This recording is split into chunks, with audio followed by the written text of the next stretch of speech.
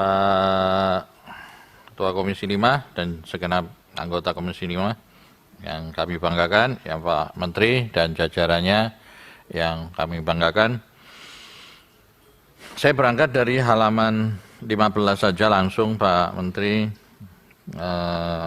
dari RPJMN 2020 sampai 2024 masih ada 4 yang merah dan 1 yang kuning. Dan dilalah 4 yang merah itu ada di semua direktorat ya Pak.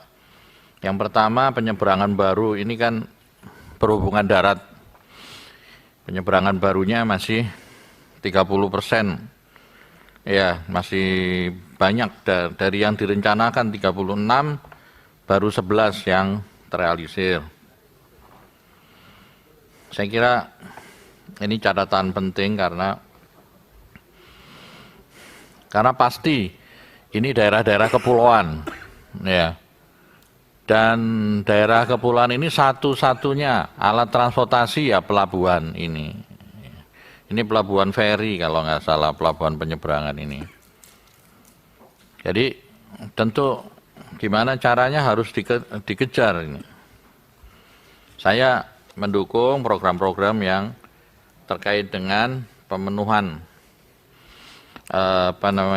target untuk pelabuhan penyeberangan.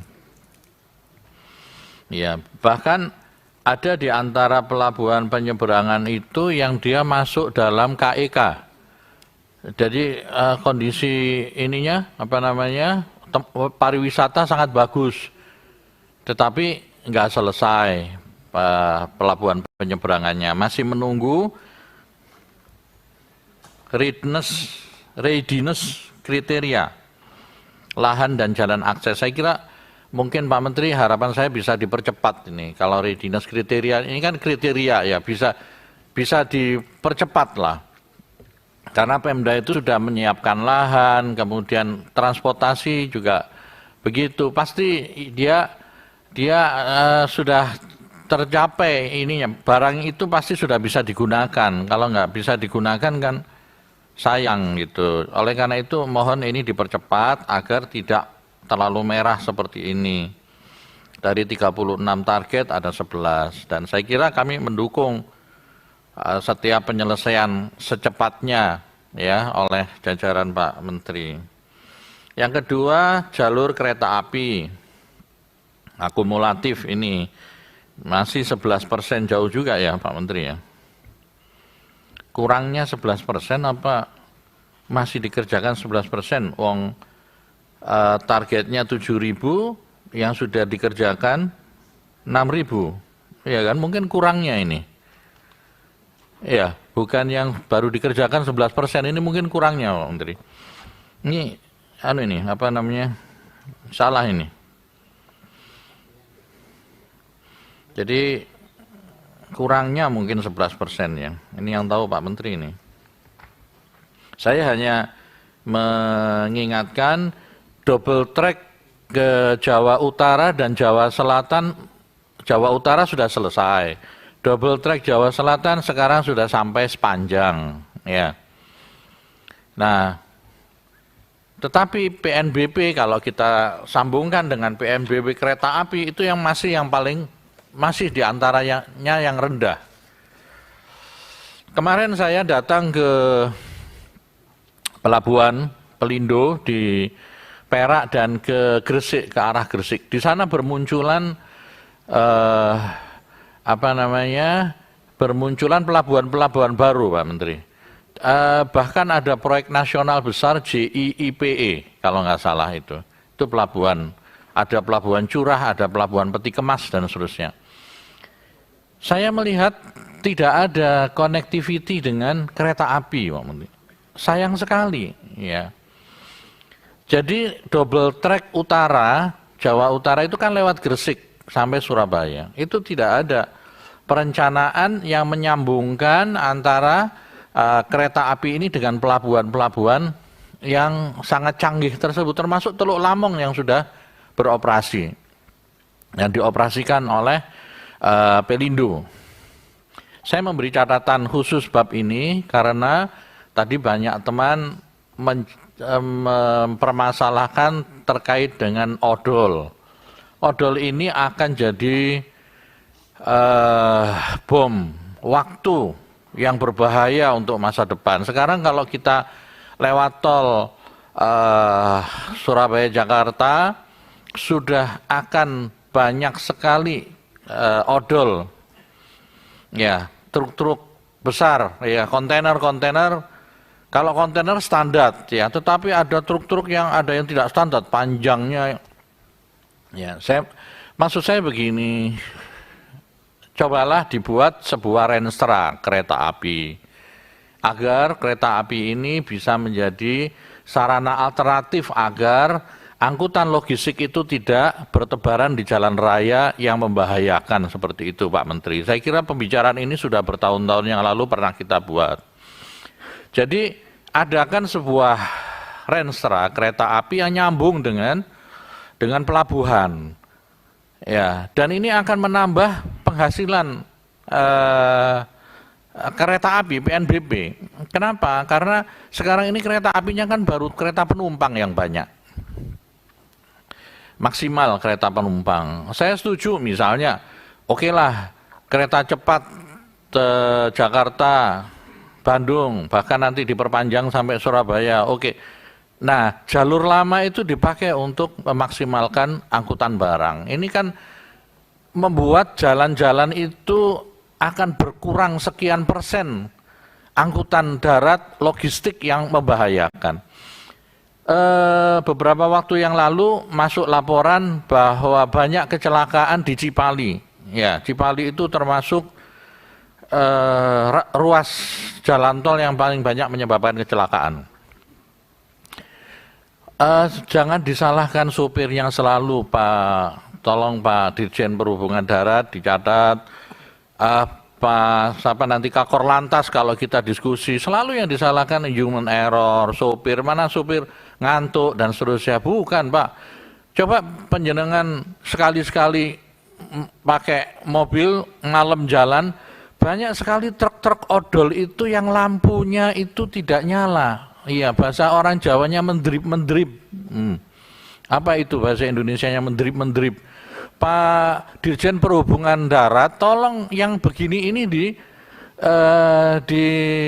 sertifikasi atau kan ada setiap 6 bulan sekali itu ada ininya kan, kirnya, mohon diperiksa itu. Itu yang menyebabkan kecelakaan Pak. Mendrip-mendrip itu lampunya, dari jauh nggak kelihatan, gitu. Bahaya sekali, apalagi kalau sudah hujan, bahaya sekali. Ya. Itu yang terkait poin 2, kereta api. Saya berharap besar ada PNBP lebih dari kereta api. Dari penggunaan kereta-kereta api yang nyambung ke arah pelabuhan. Ya. Terus yang ketiga, pelabuhan utama yang belum memenuhi standar. Saya memberi apresiasi pada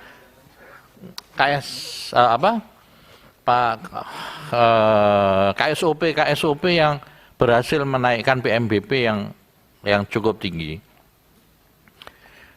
Tetapi kok aneh, pelabuhan utamanya dari yang 7 baru 4 yang memenuhi standar. Artinya kan PNBP itu bisa dipakai ulang untuk kegiatan tambahan belanja untuk KSOP, Pak, KSO itu, ya kan? Kabarnya KSO-nya aktif mencari PNBP, ya, itu bagus. Cuman kok kemudian jumlah pelabuhan utama yang memenuhi standar dari 4 lokasi, dari 7 yang direncanakan baru 4 yang. Ini kan anomali namanya.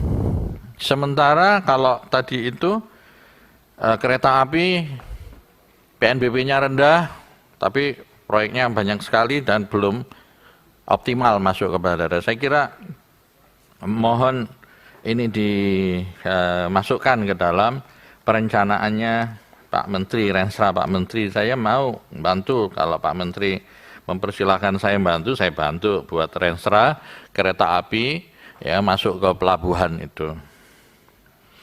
Terus bandar udara, Nah, ini yang keempat, yang ini. Jumlah bandara udara baru yang dibangun tadi sudah banyak ya, yang disampaikan. Dari target 21, hanya 10 yang tercapai. Masih belum selesai maksudnya ya. Masih banyak yang kurang, sementara bandara-bandara baru tersebut banyak yang belum diterbangi oleh pesawat. Nah, saya menghimbau kepada anggota Komisi 5 kalau punya perusahaan angkutan udara, segera terbangilah bandara-bandara perintis ini, agar bandara perintis selain dia dibuat dengan jumlah yang banyak, tetapi juga ada yang menerbanginya. Saya khawatir dengan kondisi yang ada sekarang, kita membangun bandara tetapi yang menerbanginya tidak ada. Saya kira catatan saya itu saja. Wabil khusus ada satu, Pak Menteri, yang ingin saya sampaikan. Begini, kementerian ini kan berusaha untuk menghubungkan sesuatu yang tidak terhubung. Kalau ada masyarakat di tengah pulau tidak ada jalur perhubungannya, kan pasti kita bantu. Iya, begitu ya Pak Menteri ya. Kalau ada masyarakat di tengah hutan tidak tersambungkan, tidak ada konektivitinya, pasti kita akan bantu konektiviti. Pak Menteri, ada sebuah perumahan milik Kementerian Perhubungan di Jakarta. Ada orang mau membangun menggunakan akses jalan di dalam perumahan kementerian, itu dihalang-halangi, tidak boleh, bahkan ditembok. Ya. Rasanya saya sebagai anggota Komisi 5 tidak bisa diam, Pak Menteri. Saya harus bercerita kepada Pak Menteri. Ini perumahan Kementerian Perhubungan, ya, wabil khusus Kementerian Perhubungan Udara, wabil khusus letaknya di Warung Jati. Saya sudah laporkan kepada Pak Sekjen, mohon bantuannya Pak Sekjen, gitu. Pak Menteri, saya pernah jadi developer, saya punya lahan untuk developer. Lahan saya itu fasumnya harus diserahkan ke negara setelah rumahnya terbangun. Harus diserahkan kepada pemerintah daerah. Jalannya harus saya serahkan kepada pemerintah daerah. Nah, perumahan yang saya maksud tadi dibangun tahun 75 dan sampai sekarang belum diserahkan kepada pemerintah daerah.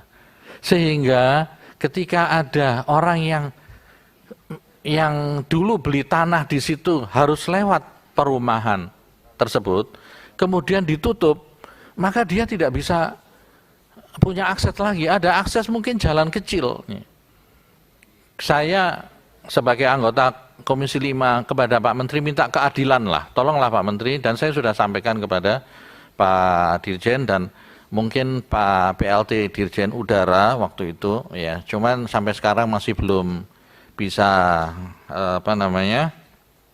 bisa terpecahkan. Kelapangan dada dari para penghuni perumahan Kementerian Perhubungan, apalagi mereka mantan-mantan ASN dari Kementerian Perhubungan, Pak Menteri. Lapang dada lah, biarlah itu masyarakat bisa memanfaatkan. Toh kewajiban developer, ya, kewajiban dari Kementerian Perhubungan untuk menyerahkan jalan itu kepada pemerintah daerah, fasumnya maupun jalannya, agar bisa diperbaiki oleh pemerintah daerah. Saya kira ini pada kesempatan kali ini saya sampaikan, mumpung saya ketemu dengan Pak Menteri, ada Pak Sekjen juga. Mudah-mudahan bisa dibantu, walaupun ini persoalan perseorangan, tetapi akan jadi presiden. Akan jadi presiden yang tidak baik di perumahan-perumahan milik kementerian yang ada. Ya, terima kasih Pak Ketua. Assalamualaikum warahmatullahi wabarakatuh.